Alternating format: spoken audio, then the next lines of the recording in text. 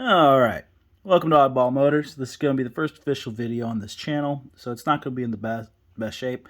I don't have any introductions lined up or anything like that. So, I want to go over my project car. There's a Mercury XR4TI. As you see, it says Ford Werke on it.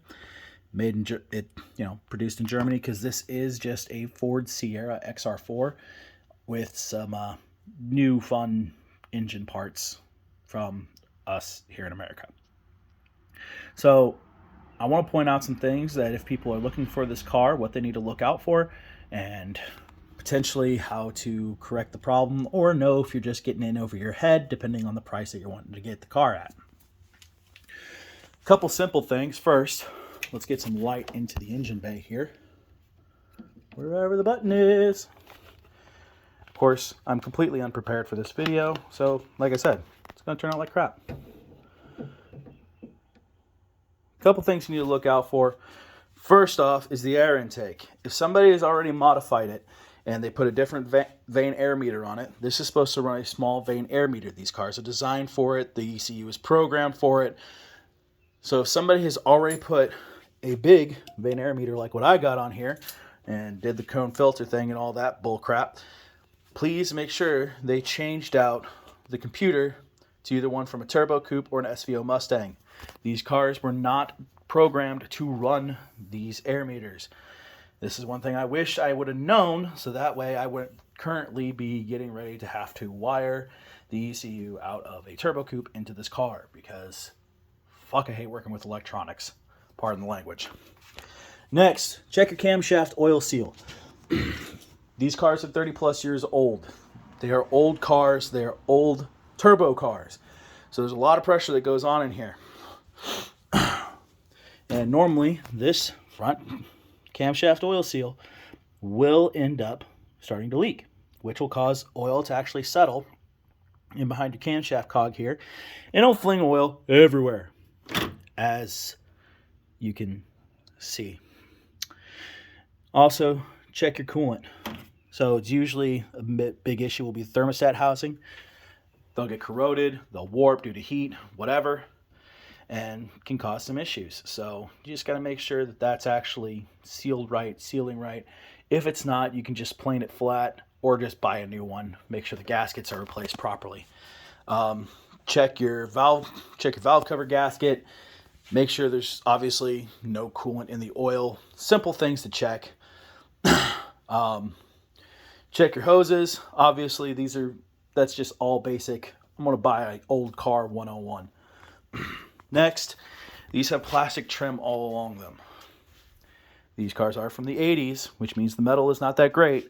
And if it sees rain, it has a tendency to rust, especially if you live in the Midwest and the Rust Belt, stuff like that. You're going to want to go along the entire plastic liner up top. You want to check for any and all potential rust issues. Yes, I am wearing socks in my basement. Basement/garage. I don't really care. As you can see, this is where some water has settled. Thankfully, it's not through, so I can actually easily fix that. Got some more rust up in here. Again, it's not through rust, so I can fix that. But just go along the entire car.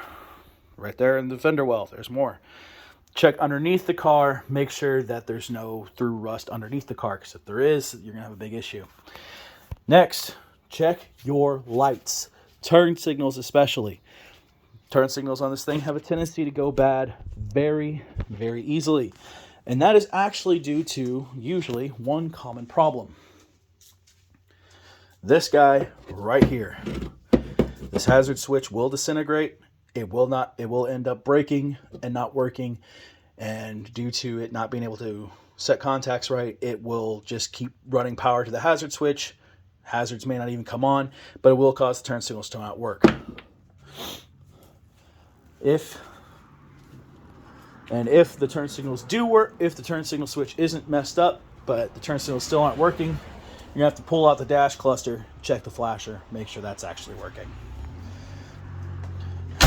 Next, turn the car over. You're going to want to make sure that the car actually idles smoothly. If not, there's a few culprits that can be a cause of this. They're next to the distributor down here. There's an ignition control module.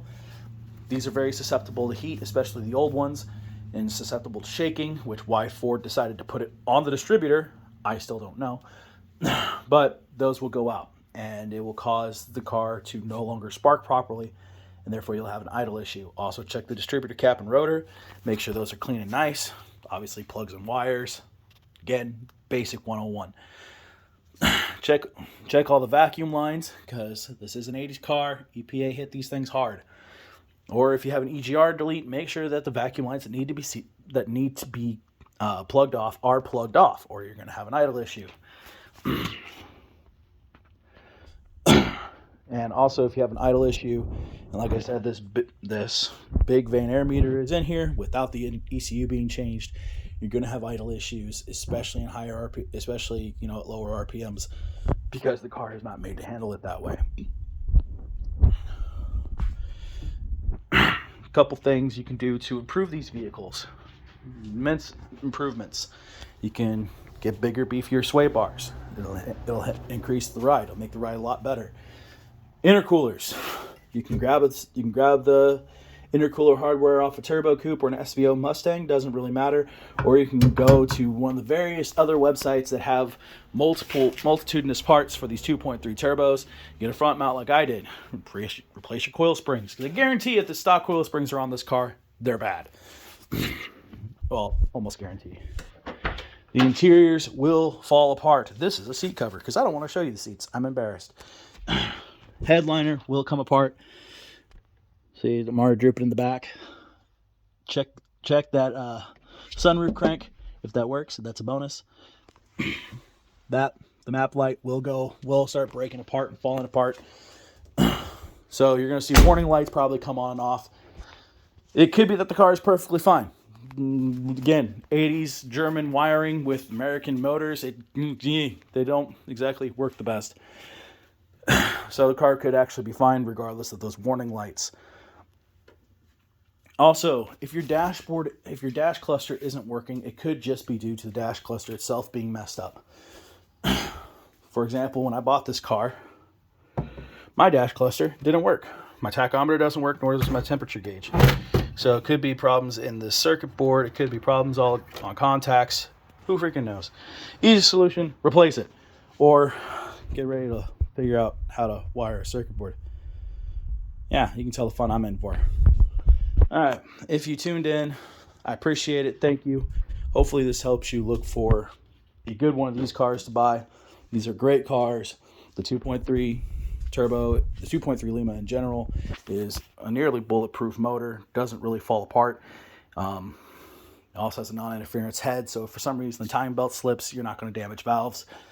Great motor, a lot of tunability, can produce a lot of power, and still be pretty much solid and reliable. Thanks for tuning in to Oddball Motors. I'll talk at y'all later.